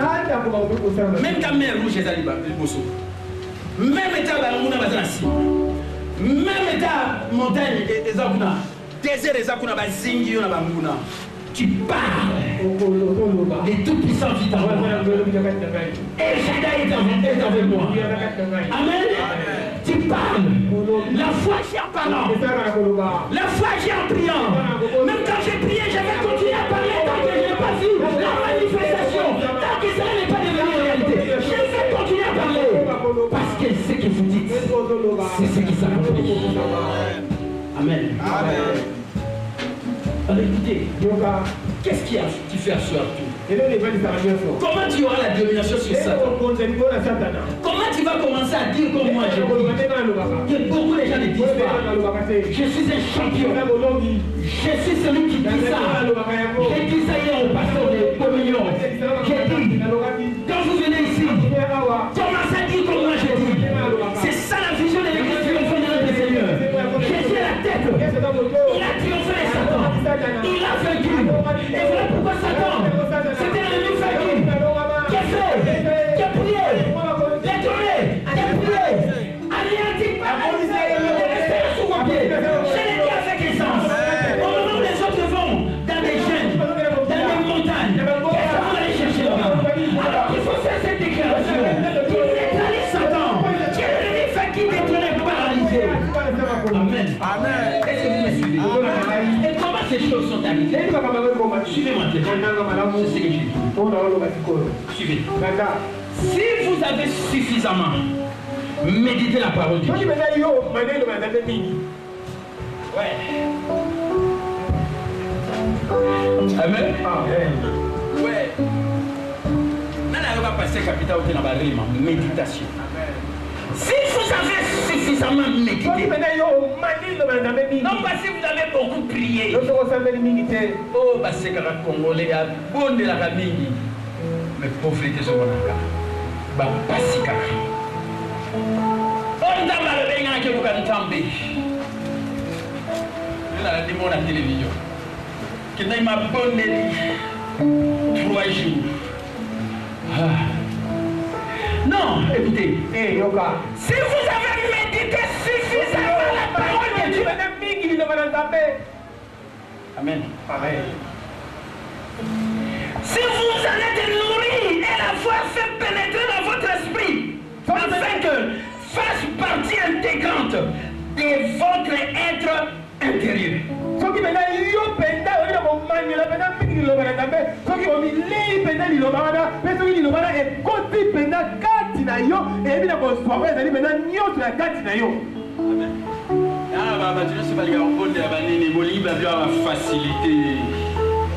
Amen. Amen. Si vous avez médité suffisamment la parole de Dieu, si vous en êtes nourri profondément, jusqu'à ce que cela pénètre dans votre fort intérieur, je méditerai les promesses de Dieu. Je m'y consacrerai tout entier à elles, afin que mes progrès soient évidents pour tous. Et c'est là un livre de la loi. Et c'est loi et pas de la méditerai jour et nuit pour agir fidèlement sur tout ce qui est écrit. C'est alors que tu auras décidé. C'est alors que tu réussiras. C'est alors que tu vas agir Méditez sur Amen. Amen. C'est la salle.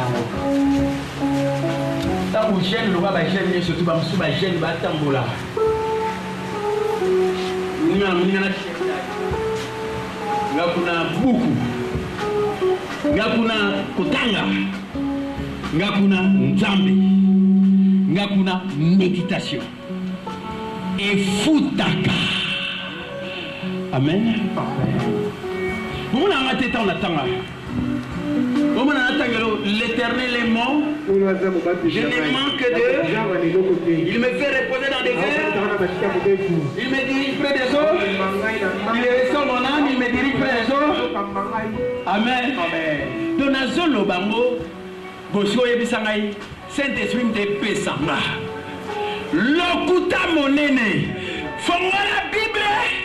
Lire, méditer Satan, suffisamment méditer la parole de Moto Amanulaka. Quand vous entendez faire ces déclarations, il faut enraciner. Et l'on voit la page à Bible. Et celui-là, est-ce qu'il a monté Manayo? Diada il a été magabossé à la vie, n'a eu pour la Digambouana, c'est limité la Tsamilamo.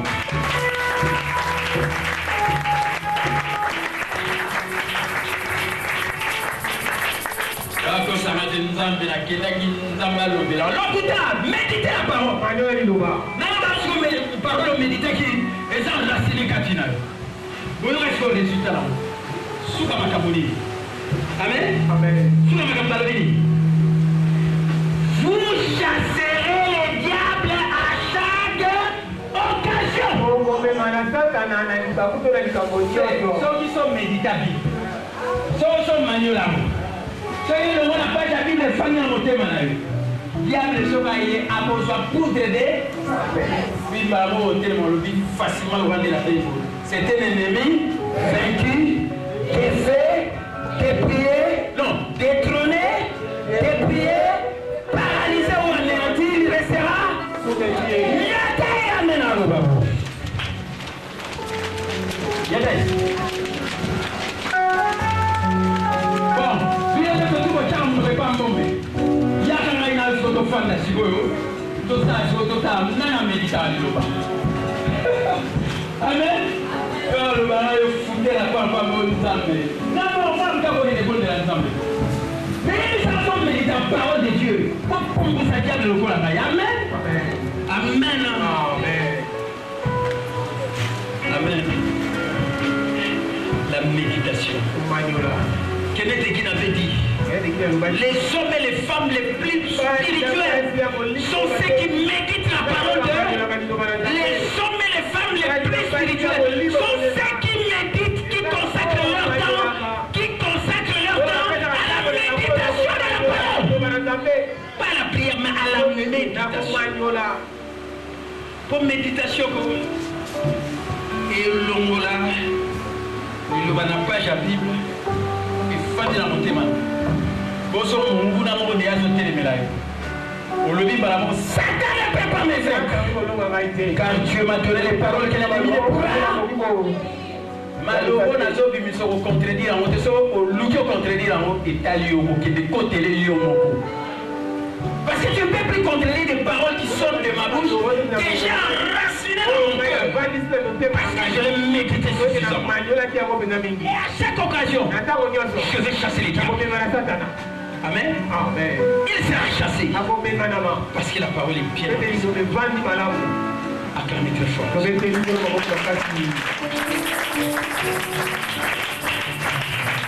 Acclamez Jésus. Les langages de la foi. Intervenir à ta faveur.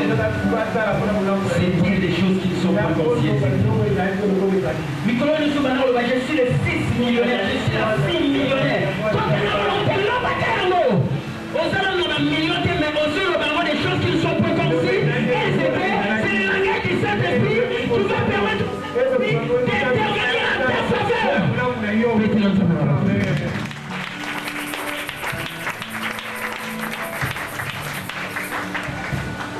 Je termine différence entre la promesse et l'alliance. La Bible est remplie des promesses de Dieu pour rendre nos destinées colorées et enfiables sur terre. Mais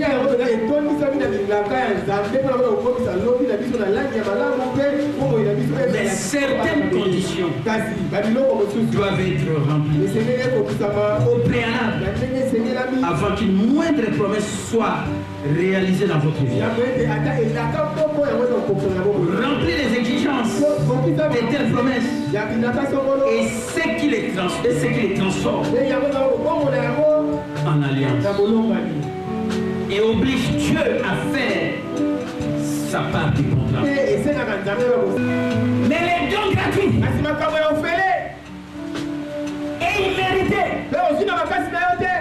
sont basés sur les promesses inconditionnelles au nouveau-né. Amen. Laissez-moi avant de vous expliquer vous lire quelque chose que je n'ai pas mis dans le livre. Et si tu peux écrire ça, ce serait une bonne chose. J'ai dit ceci. Suivez-moi très bien. Notez. Les plans de la prospérité n'est pas la promesse fermée par la prière et le jeûne.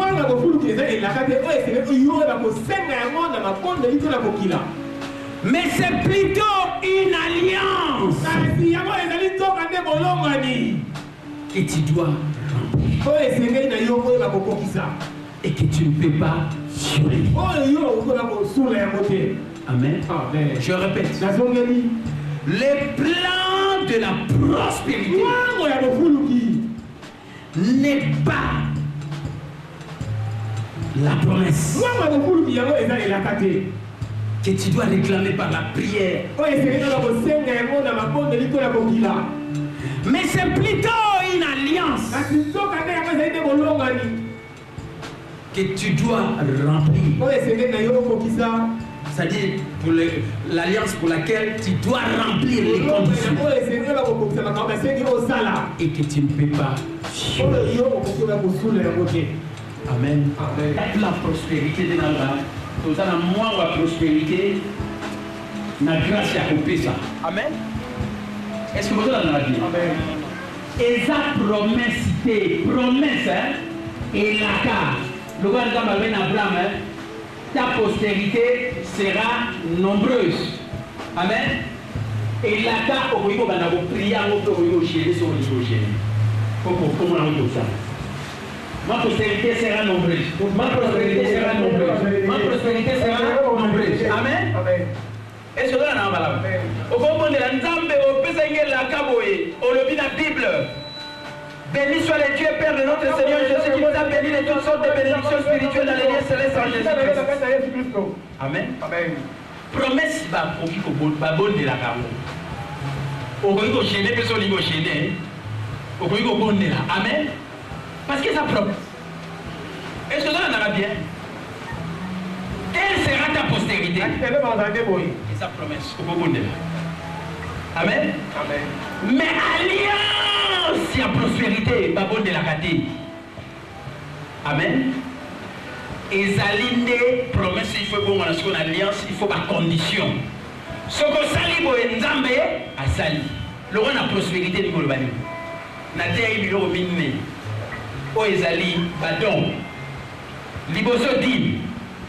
Mi balé offrande, n'a pas eu à royaume sur la Kachokoti. Yami Sato, offrande à prophète. Pour bénir le ministère à pasteur. Amen. Le roi Boulgo Salamuto. Yamine, pour dans le besoin de pauvre. Amen. Ce que les gens vivent la prospérité. Quand il y a un coup de bon de la tête, dans le pays, n'a comme un millionnaire, n'a comme un bon belé, ainsi de suite. Amen. Parce que comme il y a une église, et comme il y a un peu sa dîme, nos frères ont fait sa raté, tant qu'on s'allait vivre, on a naté, on s'allait par na yote, c'est la peine d'ambassade à par na yé, c'est ça l'alliance. Est-ce que vous comprenez, gars? Amen. Amen. Nzamba promet. Oui, bien surtout dans vivre la vie. Ils ont la promesse na bondela. La foi agit en parlant, la foi agit en priant. Vous comprenez? Na celle là qu'on dit ma paix, na paix si Saint-Esprit a intervenu en faveur. Na pas quitté que aux obéla. Amen. Mais la paix sous qui cité. Si nous sommes la bakiste. OK, mais na pharmacie, na hôpital il y a quartier. Vous avez une fiche na yo. Tant vous voyez, fiche na li. Ba bibi si bois. Bilo bakala. Fiche. OK, mais nos familles là. Ba famille est belée. Tu vas dire ça. Tourne. Ba bibi si. Wa. Capital ils ont reçu de la fiche. Amen. Pour la Bible, le premier c'est que ça m'a dit. Jésus a pris mes infirmités, il s'est chargé de mes maladies. Et par ces meurtriers, j'ai été déjà guéri. Je ne sais pas si vous avez dit que je suis le Saint-Esprit intervenu en faveur de moi. Na mapipi na Yesu na pikisama na mapipi na Yesu na pikisama na mapipi na Yesu na pikisama na mbala moko vérité ça les comme nini réalité nzamba ko kisile no bana sans prix sans proclame amen.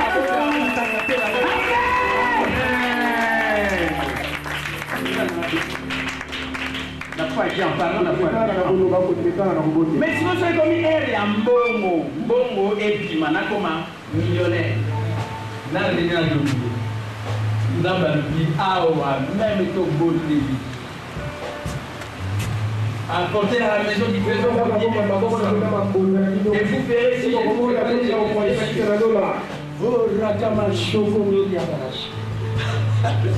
vous savez comme si vous avez la haine, matin, c'est le top ça.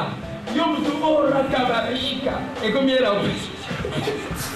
et l'autre ça alliance nous avons fait ça la barre et on fait ça là